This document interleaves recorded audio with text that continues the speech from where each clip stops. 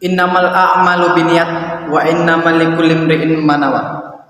Bapak Ibu rahimakumullah, jika kita ingin melakukan sesuatu, jika kita ingin melaksanakan sesuatu, maka laksanakanlah dengan niat. Ya, jalanilah dengan niat. Jika kita ingin melaksanakan sholat, kita baca niat. Jika kita ingin bekerja, kita baca niat kita. Jika kita ingin makan, kita baca niat kita.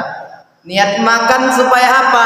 Ya Allah, aku niat makan supaya aku sanggup dan aku kuat dalam bekerja, supaya aku dapat menghidupi anak-anakku. Insya Allah berpahala Bapak Ibu rahimakumullah. Ya, jadi apapun yang kita lakukan itu baik, kita laksanakan dengan niat. Ya Allah, jika aku diberi hidup 1000 tahun, maka aku 1000 tahun ini akan aku gunakan untuk ibadah kepadamu ya Allah. Niat, ya kan? Nazar beda lagi.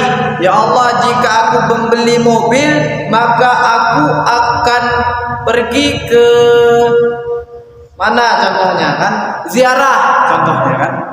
Jika aku membeli mobil nanti, Engkau kabulkan aku beli mobil, maka aku akan berziarah ya Allah. Itu nazar. Ya.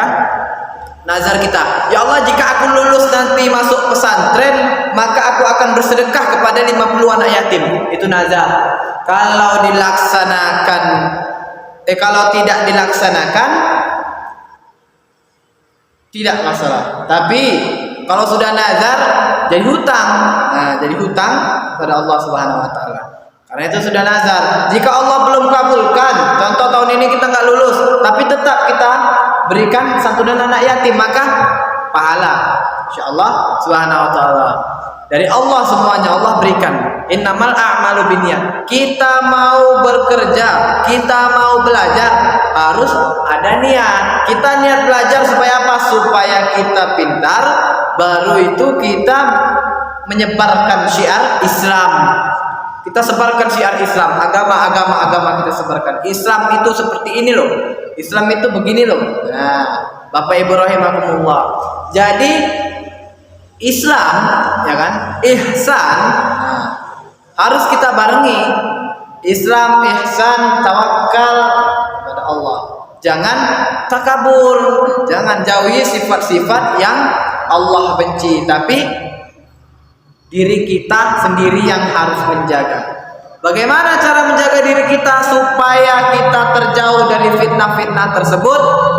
Maka caranya dengan istighfar kepada Allah. Astaghfirullah Rabbal baraya, astaghfirullah minal khataya, astaghfirullah Rabbal baraya, astaghfirullah minal khataya. Maka insyaallah Bapak Ibu rahimakumullah, kita amalkan istighfar terus kepada Allah, minta ampun kepada Allah Subhanahu wa taala, maka Allah akan memberikan ampunannya kepada kita. Walaupun dosa kita sebesar gunung Uhud, walaupun dosa kita sebanyak pasir yang ada di dunia ini, jika kita bersujud kembali kepada Allah Subhanahu wa taala dengan ikhlas, maka Allah Subhanahu wa taala akan mengampuni dosa kita, kecuali dosa syirik. Kenapa dosa syirik tidak diampuni Allah? Karena itu perbuatan yang paling Allah benci dan suatu jalan yang sesat. Karena kenapa? Syirik menduakan Allah, ya kan? Kita pergi ke dukun, bahwa kita yakini dukun ini yang bisa mengobati, padahal bukan. Kalau enggak izin Allah, walaupun dukun manapun enggak akan sembuh. Tapi apa? Jika ada izin Allah Subhanahu wa taala, maka pasti akan sembuh. Ya kan? Kita diberikan penyakit, jangan kita tambah penyakit, tapi apa? Kita deketi siapa yang memberi kita penyakit. Siapa yang memberi kita sakit? Ya. Karena itu kita harus dekati pemiliknya, siapa? Allah Subhanahu wa taala. Kita takut kepada corona, jangan takut kepada coronanya, tapi apa? Takutlah kepada pencipta coronanya. Siapa? Allah Subhanahu wa taala. Minta ampun kita pada Allah Subhanahu wa taala, kita doakan, ya kan? Kita doakan bahwa bumi kita Indonesia dan seluruh dunia Islam lainnya terjauh dari virus tersebut.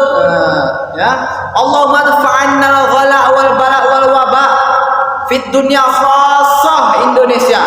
Ya, Bapak Ibu rahimakumullah. Jadi kita berdoa kepada Allah, jangan hanya semata-mata kita sholat, jangan.